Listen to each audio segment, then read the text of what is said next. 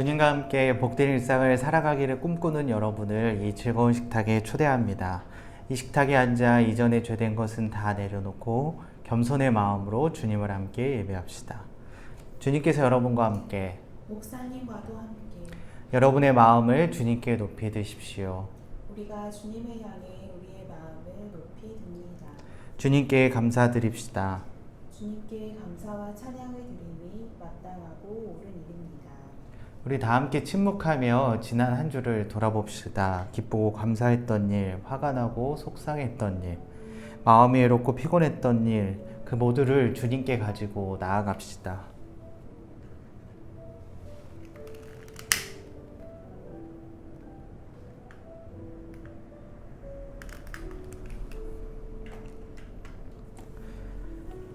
주님께서는 우리를 빛 가운데로 초대하십니다. 우리가 빛 가운데 서면 그가 우리를 깨끗게 하시고 우리의 일상을 거룩하게 만들어 가십니다. 우리 조용히 침묵하며 우리의 삶을 주님께 올려드립시다.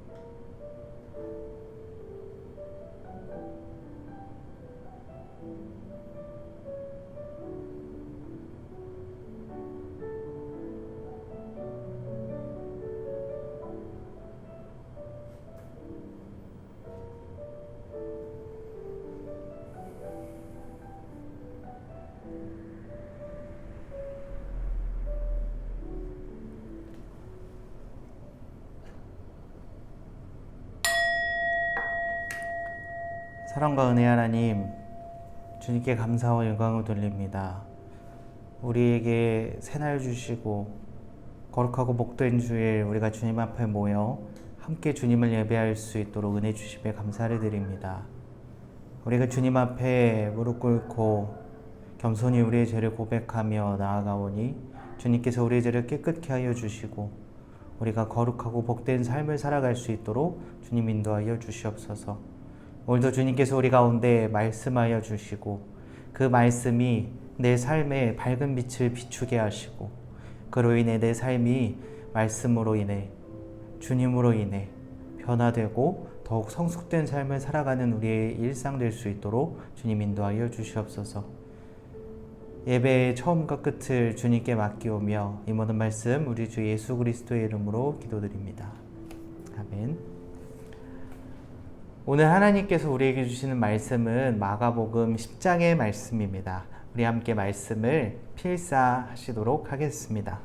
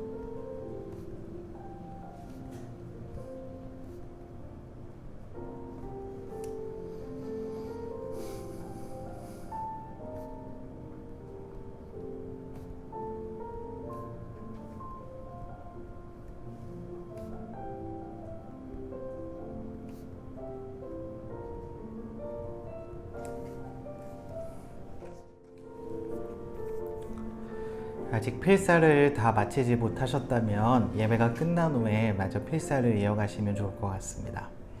오늘 우리가 함께 살펴볼 말씀은 마가복음 10장의 말씀입니다. 우리가 계속해서 마가복음이 세 파트로 나눠져 있다는 말씀을 드렸어요. 첫 번째 파트는 갈릴리 호수 주변에서 있었던 이야기들을 다루고 있고, 그리고 여기서는 예수님께서 하나님 나라에 관한 이야기를 이제 선포하시기 시작을 하셨습니다. 그래서 하나님 나라가 어떤 나라고, 그것이 여러분들에게, 그 민중들에게 어떤 의미가 있고, 그곳에 들어가려면 어떻게 해야 하는지에 대해서 설명을 하셨어요. 그리고 나서 두 번째 파트는 갈릴리 호수에서 예루살렘으로 향해서 가는 길 가운데 있었던 이야기들을 다루고 있습니다.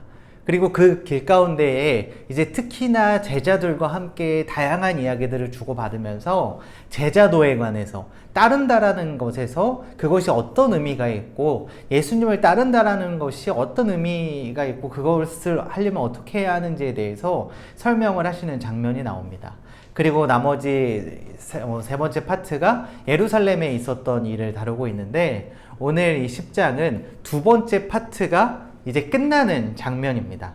그리고 11장부터는 이제 예루살렘에 입성해서 예루살렘 성전에서 있었던 이야기들, 그리고 십자가에서 죽임 당하셨던 이야기들, 그리고 그 부활하시는 사건까지, 그 나머지 이야기들을 다루고 있는 것이죠. 오늘 10장의 이야기의 첫 번째는 바리새인들의 질문으로 이야기가 시작이 됩니다. 그 질문의 내용은 사람의 아내를 버리는 것이 옳습니까? 라는 질문으로 시작을 하죠. 그리고 이 마가복음의 본문은, 마가복음의 저자는 이들의 질문의 의도가 매우 불순하다라는 것을 지적을 합니다. 예수님을 시험해서 물어보게 되었다라는 거죠.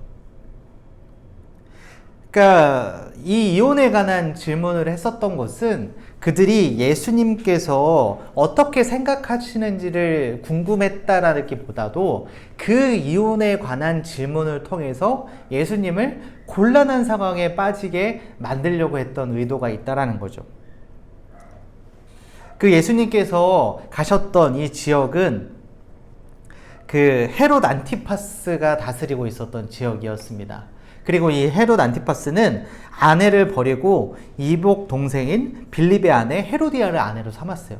그래서 지난번 말씀에 그 세례 요한이 그것이 가늠한 것이고 잘못된 것이다 라는 이야기를 했었기 때문에 결국 그가 목이 잘려서 죽임을 당하는 사건을 우리는 알 수가 있었죠.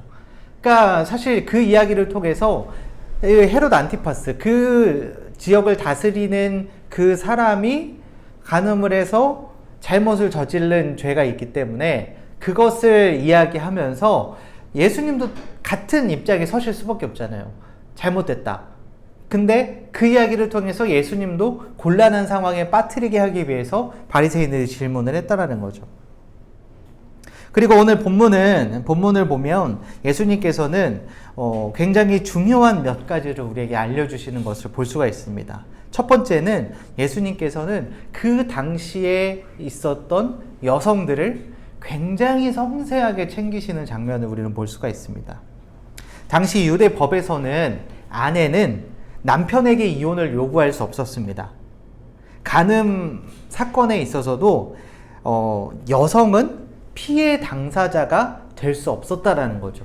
그러니까 한 부부가 있었고 이 남자가 다른 여성과 간음을 했을 때 이 남자와 결혼관계에 있었던 이 아내가 이 간음 사건의 피해 당사자가 될 수 없었다라는 거예요. 이 사건의 피해자는 이 여성이 아니라 이 남성과 간음한 다른 여성의 남편만 피해자로 인정이 됐다라는 거죠. 그러니까 그 당시에 그 이야기를 보면 그러한 법들이 철저히 남성 위주의 법이었다라는 거예요. 그래서 예수님은 오늘 본문 3절에서 이렇게 물어보세요. 모세가 어떻게 너희에게 명하였느냐 질문을 하셨죠. 그리고 바리새인들은 이렇게 대답합니다. 모세는 이혼 증서를 써주어 버리기를 허락하였나이다. 그러니까 예수님은 어떻게 명했냐 라고 물어보셨고 답변은 허락했다라고 이야기를 하는 거예요.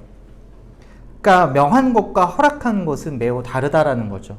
명했다라는 것은 중요한 기준을 세워서 지키도록 한 것이고, 허락한 것은 최소한의 기준을 가지고 해석해야 하는 이야기라는 것입니다.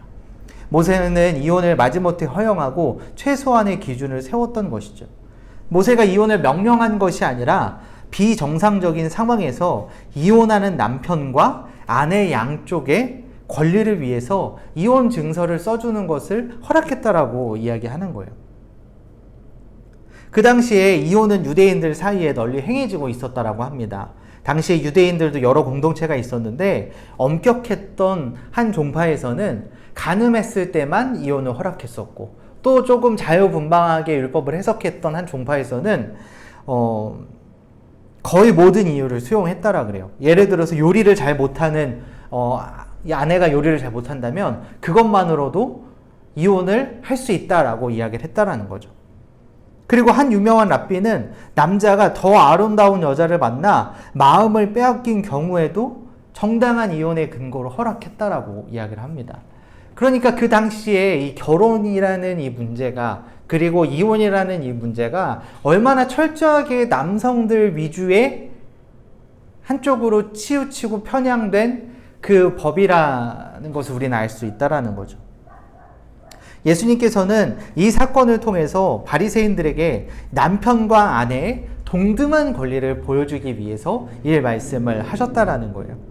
그러니까 바리새인들은 이 이야기를 통해서 예수님을 곤경에 처하도록 이렇게 말씀을 하셨는데, 사실 예수님께서는 그 질문을 가지고 결혼의 신성함에 대한 강조보다도 그것이 얼마나 비인간적으로 지금 행해지고 있고 사람들에게 그것이 이용되어 왔는지를 폭로하고 계신다라는 거죠. 예수님께는 그래서 이것이 완악하다라고 말씀을 하십니다. 남자와 여자를 창조하시고 서로 돕는 배필로서 부부가 만나게 하셨는데, 이것은 누구 한 명의 헌신적인 희생이 요구되는 것이 아니라 서로 동등하게 돕고 사랑하는 관계가 필요하다라는 것을 말씀하신다라는 거죠. 바리새인들이 예수를 시험하기 위해 던진 이혼에 관한 질문에 대해서 예수는 모세의 율법보다 더욱 근원적인 이야기를 하십니다. 오늘 본문 6절에서 9절까지의 말씀입니다. 예수님께서는 이 결혼이 창조 때부터 하나님에 의해 정해진 성스러운 제도라는 점을 강조합니다. 따라서 남자와 여자 간의 일생에 걸친 이것이 약속이고 그 약속은 꼭 지켜져야 한다는 것을 강조하신다는 거죠. 그리고 이 결혼은 둘이 한 몸을 이룬다라는 것은 육체적인 것만을 의미하는 것이 아니라 영적으로도 하나가 되어 삶의 모든 면을 함께 나누는 것이다 라는 말씀을 하셨던 거예요. 성경은 우리 인간은 어떻게 이야기하죠? 모두가 다 죄인이라고 이야기를 합니다. 부족하고 연약한 존재라는 이야기를 하는 거죠. 따라서 우리는 이 결혼이라는 그 제도 속에서, 그 관계 속에서도 우리가 서로 부족하고 서로 연약하다라는 것을 인정하고, 그러기 위해서 그것을 가지고 서로 상대방을 더욱 이해하고 받아들이기 위해서 서로가 동등하게 역할을 감당해야 한다라는 것을 예수님께서는 강조하고 계신다라는 거죠. 그리고 오늘 이 본문을 읽다 보면 이 이야기가 결혼과 이혼에 관한 이야기로만 읽히게 되는데, 저는 이 본문을 묵상하면서 이 이야기는 좀 더 넓은 관점에서 이해되어야 한다라는 생각이 들었습니다. 이 본문은 이 뒤에 나오는 이야기들, 그러니까 어린아이와 부자 청년에 관한 이야기와 연결해서 이해해야 한다라는 거죠. 예수님께서 낳아오던 어린아이는, 이 어린아이, 예수님 시대의 그 어린아이라는 존재는 지금처럼 무언가 사랑스럽고 지켜줘야 할 것 같고 아껴줘야 하는 그런 존재가 아니었다라는 거예요. 당시 어린아이들은 사회적으로 노예와 같은 지위에 있었고 아무 권한이 없는 미미한 존재였습니다. 또한 당시의 어린아이들은 많은 질병과 위험에 노출되어서 가난한 지역에 살고 있는 어린아이들 같은 경우는 12세를 넘겨 살아남는 아이들이 절반에 못 미치는, 그만큼 질병과 많은 위험에 처해 있는 보잘것없고 별 볼 일 없는 존재가 바로 그 당시의 어린아이라는 존재였다라는 거죠. 그래서 그 어린아이가 예수님께 나왔을 때 사람들은 오히려 말렸다라는 거예요. 가까이 오지 못하게 했다라는 거죠. 그러나 예수님께서는 그 어린아이에게 별 볼 일 없고 보잘것없고 아무것도 가지지 못한 그 어린아이에게 하나님 나라가 아무 대가 없이 주어지게 된다라는 것을 말씀하셨던 거예요. 반면에 부자 청년, 모든 것을 다 가지고 있고 어렸을 때부터 율법을 철저하게 지켰었던 그 부자 청년은 오히려 너무나도 가진 것이 많음에도 불구하고 하나님 나라에 들어가기가 어렵다라는 말씀을 하셨던 거죠. 오늘 본문은 이 결혼과 이혼을 관한 이런 이야기는 당시의 사회적 통념을 뛰어넘는 예수님의 급진성을 보여주시는 이야기라는 거예요. 남성의 부속품으로 여겨졌던 여성을 예수님께서는 남성과 여성이 철저하게 동등하다라는 입장에서 그 이야기를 선포하셨던 거죠. 그리고 부자들보다 어린아이에게 하나님의 이야기가 주어지는 그 이야기를 통해서 철저하게 사회적 약자였던 아이들을 사랑하시고 품으시는 모습을 우리에게 보여주셨던 것이죠. 그래서 이러한 이야기를 읽는 우리는 예수의 이야기를 통해서 사회적 통념을 뛰어넘어 소외당하는 소수자들을 사랑하시고 품어주셨던 그 사랑을 바라보아야 한다라는 거예요. 소외당하는 소수자들을 끌어안으시는 예수님의 모습을 보면서 기독교에서 이야기하는 사랑이 어느 곳을 향해야 하고 그렇다면 우리는 어떻게 이 세상을 사랑해야 하는지 예수님께서 보여주셨다라는 거죠. 제가 이렇게 본문을 통해서 말씀을 묵상하며 나누기는 하지만 여러분 모두가 스스로가 말씀을 깊이 묵상하며 읽게 되시기를 소망합니다. 말씀을 문자적으로 해석하기보다 그 너머에 있는 깊은 의미를 찾아가기 위해 여러분 모두가 노력하셨으면 좋겠습니다. 우리가 흔히 성경을 읽을 때 이 성경에 적혀있는 이 텍스트를 컨텍스트라고 하는 삶의 맥락 속에서 이해하고 해석해야 한다라는 이야기를 합니다. 그러니까 이 말씀을 읽지만 이 말씀을 읽는 이 말씀이 여러분이 처해 있는 그 삶 속의 맥락 속에서 읽히게 될 때 그 말씀이 더욱 풍성하게 우리의 삶에 영향력을 주게 된다는 거죠. 그리고 이 모든 해석의 과정 가운데 성령님께서 함께 하시기를 소망합니다. 우리가 자의적으로 해석하는 것이 아니라 성령께서 그 말씀을 읽게 하시고 그 말씀을 깨닫게 하시고 그로 인해서 내 삶 가운데 어떻게 적용하고 이해해야 하는지를 그 모든 과정 가운데 성령께서 함께 하신다는 거죠. 그리고 그 다음 이야기는 부자 청년에 관한 이야기로 연결이 됩니다. 바로 재물에 관한 것이죠. 부자 청년이 와서 어떻게 구원을 받아야 하는지에 대해서 예수님께 질문을 했습니다. 예수님께서는 모두 팔아서 가난한 사람들에게 나누어 주라고 이야기를 하세요. 그러나 그 부자 청년은 자신이 가진 것이 너무나도 많았기 때문에 그것을 다 포기하고 주님께 나아가기는 어려웠어요. 그래서 마음이 어렵고 그가 근심하며 돌아갔다라고 오늘 본문은 이야기를 합니다. 제자들은 이해할 수가 없었어요. 그 모습을 보면서 그 상황이 그 부자가 하나님 나라에 들어가기가 매우 어렵다라고 말씀하셨던 그 이야기에 제자들은 동의할 수 없었다라는 거죠. 그래서 23절에 이렇게 질문합니다. 재물 있는 자는 하나님 나라에 들어가기 심히 어렵도다라고 예수님께서 말씀하시니까 26절에 제자들이 매우 놀랐다라고 이야기를 하고 있어요. 그래서 그러면 누가 들어갈 수 있느냐라고 물어보게 되는 거죠. 이 당시에 부자들은 사회적인 역할이 주어지게 되는데 당시에는 후원자 문화가 있었다라 그래요.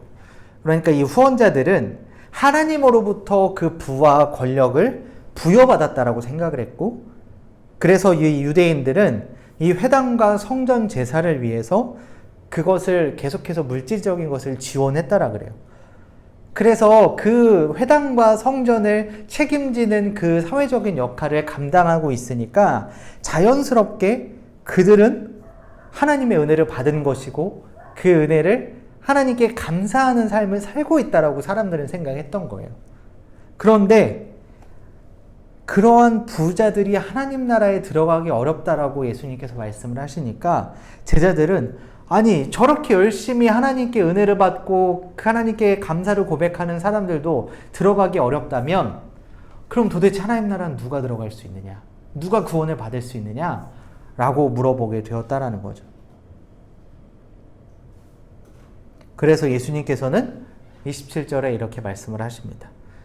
사람으로는 할 수 없으되 하나님으로는 그렇지 아니하니 하나님으로서는 다 하실 수 있느니라. 구원을 받는 것이, 우리가 하나님의 나라에 들어가는 것이 우리의 능력과 우리의 어떤 행위와 우리의 헌신으로 들어가는 것이 아니라 전적으로 하나님께서 하시는 일이라는 거예요. 하나님의 선물이라는 이야기인 거죠. 하나님의 주도권에 의해서 결정되는 이야기, 결정된다라는 이야기입니다. 우리는 크리스천으로 살아가지만 여전히 우리는 세상과 별반 다를 것이 없이 살아가게 됩니다. 우리가 부라는 것, 어떤 재물, 그것이 중요하지 않다라는 이야기를 하는 것이 아니에요. 사실 우리가 살아가면서 경제적인 문제, 경제적인 어려움을 만날 때마다 얼마나 그것이 힘들고 어려운 일이고 또 관계를 무너뜨릴 만큼 참 큰 위기로 다가오는 일이라는 것을 우리는 너무나도 잘 알고 있어요.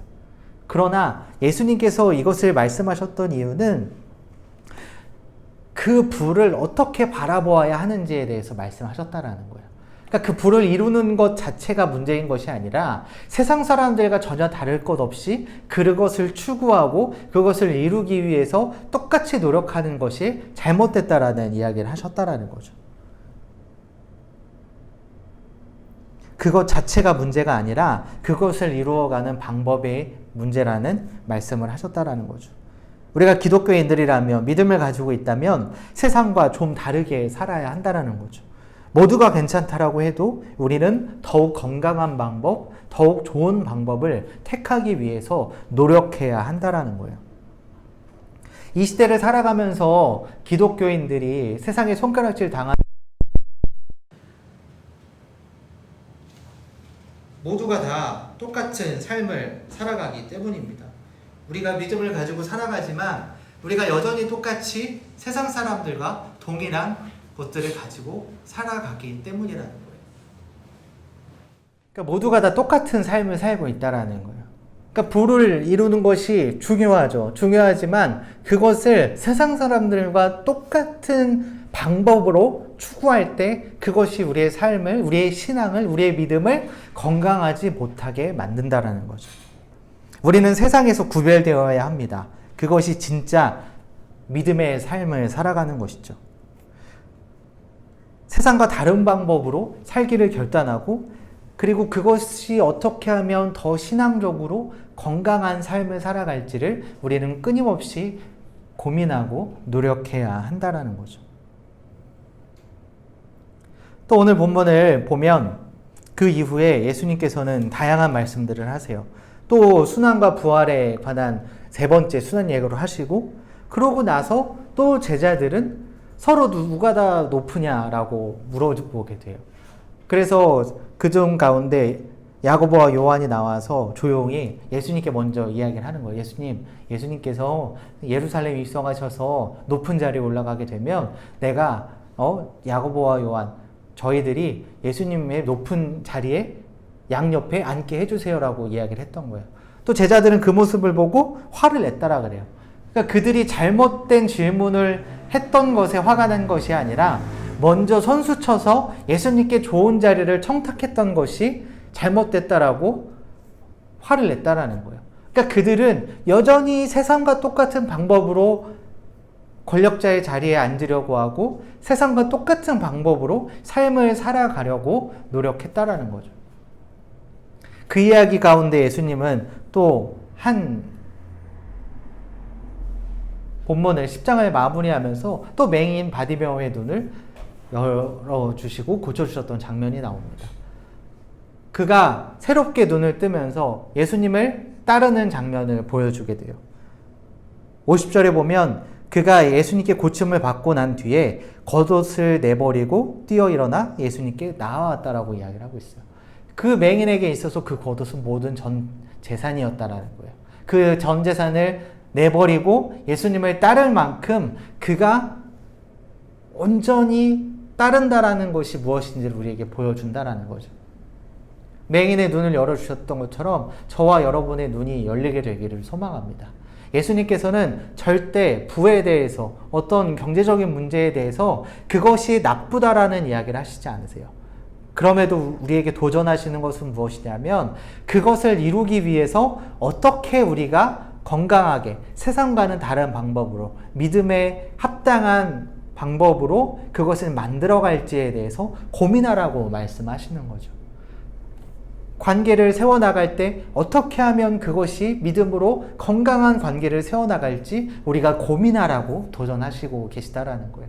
부부의 관계에 있어서도 결혼과 이혼의 문제에 있어서도 그것이 세상과는 다르게 더욱 건강하게 서로를 세우는 방법으로 어떻게 해나갈 수 있을지 저와 여러분에게 고민하라고 말씀하고 계시다라는 거예요. 우리는 세상과는 다른 눈이 필요합니다. 그러기 위해서는 예수님께서 맹인 바디모의 눈을 열어주셨던 것처럼 예수님께서도 우리의 눈을 열어주시기를 소망합니다.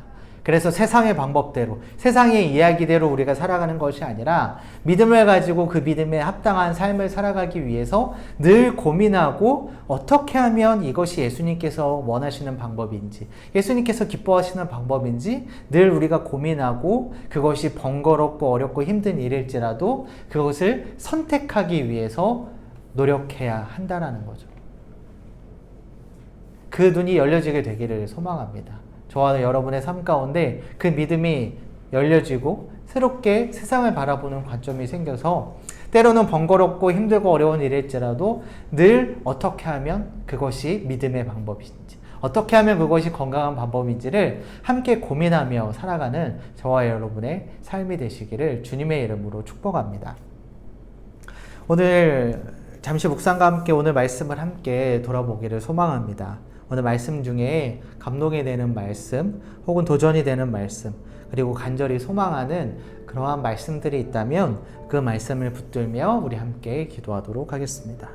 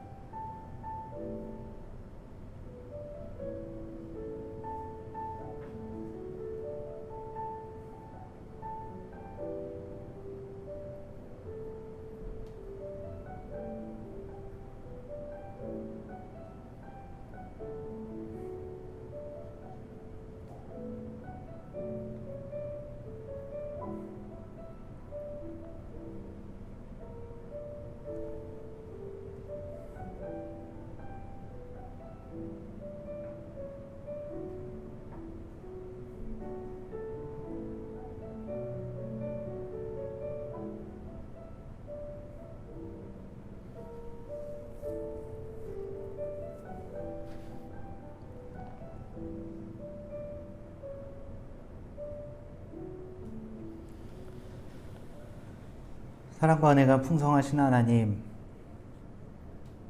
오늘도 우리의 삶 가운데 주님께서 동행하시고 그 말씀을 통하여서 우리에게 응답하시니 감사와 영광을 돌립니다. 오늘 우리가 함께 나눴던 말씀처럼 우리가 이 땅에 소외당하는 소수자들을 기꺼이 끌어안을 수 있는 그렇게 적극적인 예수님의 사랑처럼 우리에게도 그러한 사랑을 허락하여 주시옵소서. 서로가 서로를 세워주기 위해 기꺼이 노력하고 헌신하는 삶을 살아갈 수 있도록 주님께서 인도하여 주시옵소서. 또한 우리가 삶을 살아가면서 경제적인 문제들 때문에 참 어렵고 힘들고 고민할 때가 참으로 많이 있습니다. 주님, 우리가 부족함 없도록 주님께서 늘 채워주시고 공급하여 주시옵소서.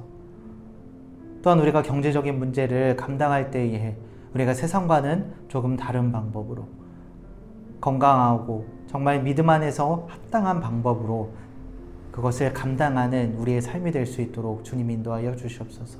삶의 다양한 문제들을 놓고 우리가 고민하며 기도할 때마다 성령께서 말씀으로 우리 가운데 응답하여 주시고 말씀하여 주셔서 그 성경의 말씀들이 우리의 삶의 좋은 길잡이로 하나님께서 말씀하시는 그 응답으로 사용될 수 있도록 주님 인도하여 주시옵소서. 새로운 한 주간의 삶을 살아갈 때에 주님께서 늘 함께해 주시고 동행하여 주시고 은혜 가운데 늘 지혜로 채워주셔서 우리가 이 삶을 살아가면서 정말 예수님을 향해 나아가는 그 길이 어떤 길인지, 그 따름의 길이 어떠한 삶인지 늘 고민하며 나아갈 때마다 우리에게 지혜를 허락하여 주셔서 맹인 바디메오의 눈을 열어주셨던 것처럼 우리가 새로운 눈으로 이 세상을 바라볼 수 있도록 주님들 인도하여 주시옵소서. 늘 우리가 건강에 잃지 않도록 주님께서 지켜주시고 이 어렵고 힘든 시기를 지나는 우리 모두의 삶 가운데 우리의 모든 일상들이 다시금 건강하게 회복될 수 있도록 주님 은혜 가운데 함께하여 주시옵소서. 이제는 우리 주 예수 그리스도의 은혜와 하나님 아버지의 무한하신 사랑과 성령의 인도하심이 소외당하는 그리고 어렵고 힘든 상황 가운데 있는 소수자들을 기꺼이 끌어안으며 사랑할 수 있는 그 사랑을 꿈꾸며 나아가는 우리 모두 위에 이제부터 영원까지 함께 하시기를 간절히 축원하옵나이다. 아멘. 이제 우리 모두를 거룩한 일상으로 파송합니다. 일상의 순례자로 살아갈 여러분에게 평화의 인사를 나눕니다. 주님의 평화가 함께 하시기를 빕니다. 주님의 평화가 함께 하시길 빕니다. 아멘. 네, 광고 말씀입니다. 지난주에 이제 라이브를 진행하려고 했는데 제 개인적인 사정 때문에 하지 못했고요. 이번 주 수요일 저녁 8시에 라이브를 진행하도록 하겠습니다. 그때 함께 예배드리는 분들 함께 만나서 좀 서로 이야기도 좀 주고받고 그동안 마가복음을 나누면서 궁금하셨던 점들이 있다면 또 그때 이야기를 나눠주시면 저희가 좀 그것들을 가지고 서로 나누는 시간을 가지면 좋을 것 같고요. 그리고 혹시나 신앙에 평소 가지고 있었던 궁금증들 그리고 고민들이 있다면 또 무엇이든 물어보세요에 올려주시면 그것들에 대한 이야기들도 함께 나누는 시간을 갖도록 하겠습니다. 새로운 한 주도 기쁨 가운데 즐거운 가운데 살아가시기를 소망하고요. 수요일 날 8시, 수요일 저녁 8시에 만나도록 하겠습니다. 감사합니다.